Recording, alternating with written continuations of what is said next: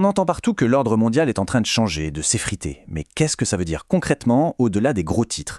Aujourd'hui, on va décortiquer les fissures qui apparaissent dans cet équilibre des puissances et surtout ce que ça implique pour l'avenir.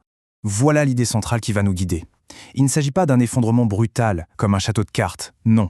C'est plus subtil. Le système se balkanise, il se fragmente en morceaux. Et le plus fou dans tout ça, c'est que les États-Unis, qui ont bâti ce système, contribuent eux-mêmes à l'accélérer, parfois sans même le vouloir. Pour bien comprendre ce qui est en train de se défaire, il faut d'abord se souvenir de comment tout ça a été construit. Après la Seconde Guerre mondiale, c'est l'Amérique qui a fixé les règles du jeu. Un ensemble de règles qui a façonné le monde et assuré sa domination pendant plus de 3/4 de siècle. Bon, regardons ça de plus près. On a 3 piliers fondamentaux. L'argent avec Bretton Woods, la politique avec l'ONU et le commerce avec le GATT. C'est ça la charpente du siècle américain. Et c'est précisément cette charpente qu'on va voir se fissurer, pilier par pilier. Allez, on commence par le nerf de la guerre, le premier pilier, l'argent. Et donc le rôle absolument central du dollar américain. Alors, à première vue, quand on regarde les chiffres bruts, on se dit que tout va bien. Le dollar, c'est toujours plus de la moitié des réserves des banques centrales du monde entier. La domination a l'air totale, écrasante même. Et pourtant, derrière cette façade de puissance, il y a une faiblesse. Une fissure qui ne vient pas de l'extérieur, mais bien de l'intérieur du système. La question, c'est laquelle? Et là voilà, cette faiblesse. 121%. Ce n'est pas juste un chiffre sur un écran. C'est le poids de la dette américaine par rapport à toute la richesse que le pays produit en un an. Une dette aussi colossale, ça finit par éroder la confiance, qui est le vrai fondement de la valeur du dollar. Et c'est exactement ça la balkanisation en action. Avant, tout passait par le dollar et le réseau SWIFT. Aujourd'hui, de plus en plus de pays construisent des circuits parallèles, des alternatives comme le CIPS chinois. Le but n'est pas de tuer le dollar demain matin, mais de créer une option, un plan B pour pouvoir le contourner si besoin. Cette fragmentation ne touche pas que la finance, elle frappe aussi de plein fouet le deuxième pilier, le commerce mondial. On va voir comment le système qui a permis une prospérité globale pendant des décennies est aujourd'hui attaqué, voire saboté. Regardons quelques décisions très concrètes. On met des taxes sur tout ce qui entre. On cible un concurrent direct avec des taxes encore plus lourdes. Et pour couronner le tout, on bloque l'arbitre du commerce mondial, l'OMC. Ce ne sont pas des ajustements, ce sont des coûts portés directement à l'édifice que les États-Unis avaient eux-mêmes construit. Alors, on peut se poser la question, avec toutes ces barrières, toutes ces taxes, qui paie l'addition à la fin? Eh bien, voilà la réponse, et elle est assez claire. Ce coût est répercuté directement sur les consommateurs. Au final, ces droits de douane fonctionnent tout simplement comme une nouvelle taxe payée par les ménages du pays qui les impose. Et la conséquence stratégique de tout ça, elle est énorme. En se retirant de l'accord transpacifique, les États-Unis ont laissé un vide béant. Et qui s'est engouffré dedans? La Chine, bien sûr. Elle a piloté la création du RCEP, qui est aujourd'hui le plus grand bloc commercial de la planète. C'est un basculement de pouvoir spectaculaire.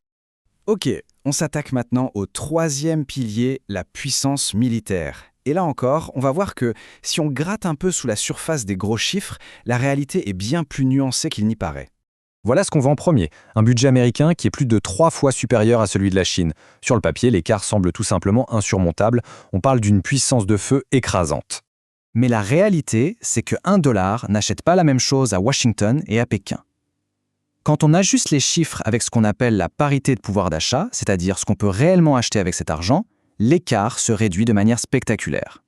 Le budget chinois effectif devient soudainement bien plus proche de celui des États-Unis, mais le chiffre qui change vraiment la donne, il est peut-être là. 232 fois. C'est le rapport de force entre la capacité des chantiers navals chinois et américains. Dans un conflit long, ce qui compte, ce n'est pas seulement ce qu'on a au début, mais ce qu'on peut reconstruire. Et sur ce plan, l'avantage industriel est écrasant. Et cette nouvelle réalité, elle est parfaitement intégrée par les stratèges militaires. Les simulations de conflits les plus poussées, les fameux wargames, arrivent toutes à cette conclusion assez glaçante. Qu'est-ce que ça veut dire? Un prix catastrophique. Ça veut dire que même dans un scénario de victoire américaine pour la défense de Taïwan, les pertes projetées sont si lourdes qu'elles remettent en question la notion même de victoire. Est-ce qu'on peut vraiment parler de victoire après avoir subi de telles pertes? Allez, on termine avec le dernier pilier, et c'est peut-être le champ de bataille le plus important du XXIe siècle, la technologie.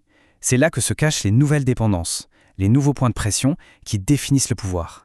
Premier point d'étranglement, les terres rares. Elles sont indispensables à peu près partout, de nos smartphones à l'équipement militaire. Et sur ce point, la Chine contrôle 90% du raffinage mondial, l'étape clé qui les rend utilisables. On continue. Le cobalt. Pas de cobalt, pas de batterie pour les voitures électriques. Et c'est la même histoire. La Chine domine le raffinage à près de 75%.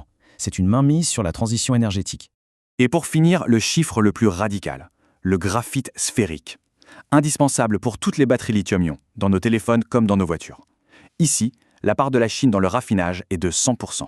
C'est un monopole absolu. Voilà le tableau.